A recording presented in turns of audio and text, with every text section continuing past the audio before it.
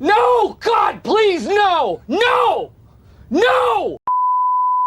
भाई देखो, people pleasing बहुत बुरी चीज होती है, पर अगर तुम भी अपने ऑफिस पे अपने मैनेजर की हर डिमांड मीट करने के लिए उसके पीछे दुम हिलाते फिरते हो तो जिस राह पे तुम चल रहे हो बेटा, एक दिन पूरी तरह फंसोगे।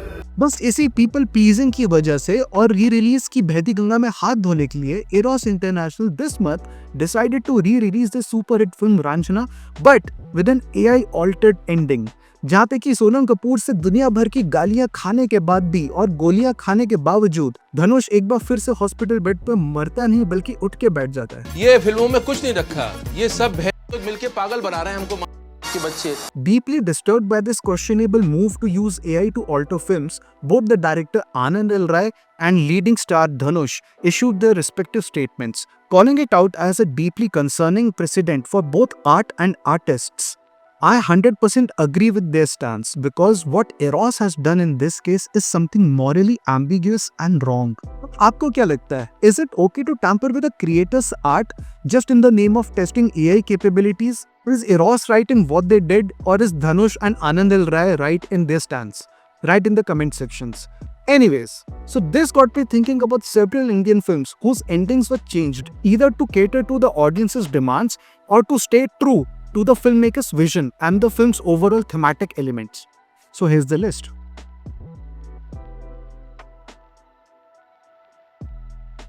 Number 1, Hari Krishnans. This is a 1998 Malayalam movie boasting of a dream star cast, including Mammootty, Mohanlal and Juhi Chawla. Towards the end, when Juhi Chawla needs to finally decide between these two gentlemen, she employs a crazy technique, wherein she writes both their names on the ground and then flips a tulsi leaf into the air, thinking that whoever name that leaf drops on, she's going to choose that person as a man. क्या बात है sir, क्या बात है sir. Now something very interesting happened with this movie in the theaters. The audience saw the leaf coming and falling down on the name Hari, and all the audience went crazy in the theaters with happiness seeing their favorite superstar winning the love of his lady. Now at the same time, audience who were watching the same movie but in a different region of Kerala saw the leaf coming and dropping on the name Krishnan. When these two sets of audiences came out of the theater and started discussing the end of the movie with each other, they realized the truth that this movie had two different endings. The use of two different versions in the same movie was an unprecedented device employed by Malayalam cinema at that time in 1998. Now the makers had decided to go for these two different endings depending on the regional pockets dominated by both the leads' separate fan bases. This double ending was clearly an attempt to make a killing at the box office by appeasing the fans of both these superstars. Number 2, Aankhein. I still vividly remember how excited I was about this movie, especially because of its star cast, and I was a big fan of Akshay Kumar back then. But just before the release, when my friend told me that this movie is about 3 blind men trying to rob a bank, I rolled my eyes in disbelief. Based on a Gujarati play Andhalo Pato, this movie was a breath of fresh air in 2002's Bollywood. This part involves some spoilers about the movie, so if you have not watched Aankhein till now, I would urge you to fast forward this portion, but definitely give this movie a try. Aankhein tells the story of a disgruntled bank manager played by Amitabh Bachchan, who decides to execute a perfect crime by enlisting the help of 3 blind men to rob his own bank. Now curiously, in the Indian theatrical version, Akshay and Arjun's characters discover the looted diamonds and gold inside Ilyas's harmonium and get a new lease of life. The movie ends here for the audience in the Indian theatre system. But there was a second ending that was never shown to the Indian audience. In this version, both Akshay Kumar and Arjun Rappa's character are now seated inside the train waiting for it to start, when suddenly Amitabh Bachchan's character appears right outside of the window and announces to them, "A dangerous game is about to begin." But the filmmakers thought that Indian audiences in 2002 were not yet ready for such kind of a dark, open-ended ending. In an exclusive interview with Pink Villa, director Vipul Shah also mentioned that his original motive was to turn this movie into a sequel, but was discouraged by the industry sentiments and trends at that time. Audience को तो ये लोग 2002 तक भी peak brain rot दिखा के entertain करने की कोशिशें कर रहे थे. Number 3, Andhadhun. I still remember sitting in a writers' conference organized by the Screenwriters Association Mumbai, where Shri Ram Raghavan discussed this movie at length. He told us that he, along with his writing team, Pooja Ladha Surti and Arijit Biswas, had planned several other endings to this movie. What happens in Andhadhun, for example, I was very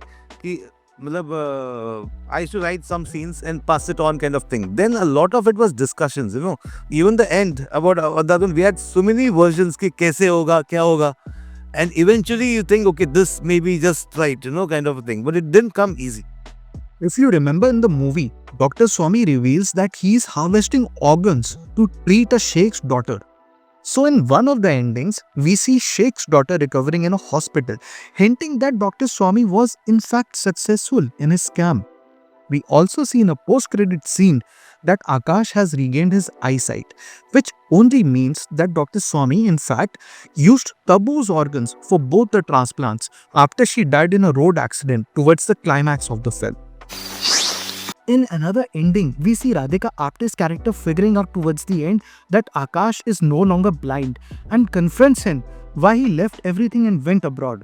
This would have brought a more concrete resolution to their love arc. But ठीक जैसे agencies में clients की demand और companies में मैनेजरों की demand ambiguous ही रहती है, वैसे Shri Ram sir also wanted कि ये एंडिंग कंफ्यूजिंग रहे और ऑडियंस को आने वाले बहुत दिनों तक इसके बारे में बात करने पे मजबूर करे.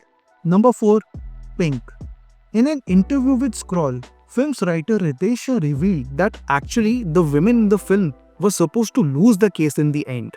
The judgment was supposed to go in favor of Rajveer because the filmmakers thought that this was closer to what happens in such cases in real life.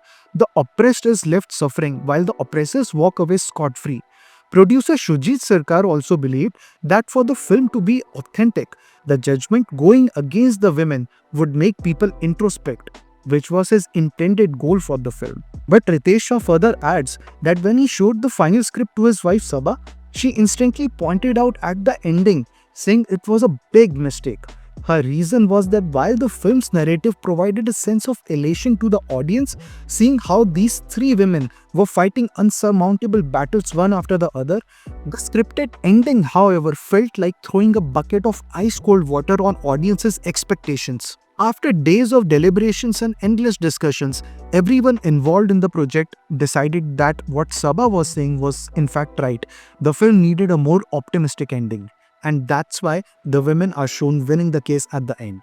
In a separate instance in the same film, Amitabh Bachchan thought that at the end, when the judge asks his character whether he has a closing statement, his character would quietly say no and just sit down. The rationale behind Amitabh Bachchan's thinking was that his character throughout the narrative of the film has presented his argument in various dramatic dialogues, and for his character to again launch a dramatic scene towards the end would just make it look like repetitive. But this is where again the film's writer Ritesh Shah came in. Someone one day sent him an image on Facebook of a coffee mug that had the line "No is a complete sentence" written on it. Intrigued by this line and the thought behind it, writer Ritesh Shah again approached the team and requested Amitabh Bachchan to give him a couple of days because he wanted to write a line around this thought. Eventually, looking at Ritesh's draft, the team finally got convinced that Amitabh Bachchan's character indeed required a closing statement, and this is how we got that legendary dialogue from this film: "No means no." Number 5. Tumbad. One of the greatest horror films to ever come out of this country, hands down. Tumbad also did exceptionally well when it got re-released in theaters last September. Stuck in the development hell for almost 7 years, this movie also went through a lot of permutations and combinations before deciding on its final end. In an interview with Outlook, actor-producer Soham Shah mentioned that the team had shot for an alternate ending where his character Vinayak meets a different fate as the film closes. In this version, after getting attacked by Hastar, Vinayak Rao is still saved by his son, who tries to then drag him through the jungle to safety. But the makers decided to opt out of this ending in order to give the audience an ending that came full circle as a commentary on the human being's never-ending greed and the fate one must endure for it. In fact, in a separate interview, director Rahi Anil Barve mentions of yet another ending where the son ultimately throws his father to Hastas in order to save himself. But ultimately they both die. I'm sure I must have missed on several other Indian films with interesting endings like these. Do mention in the comments the films that come to your mind. See you in the next video.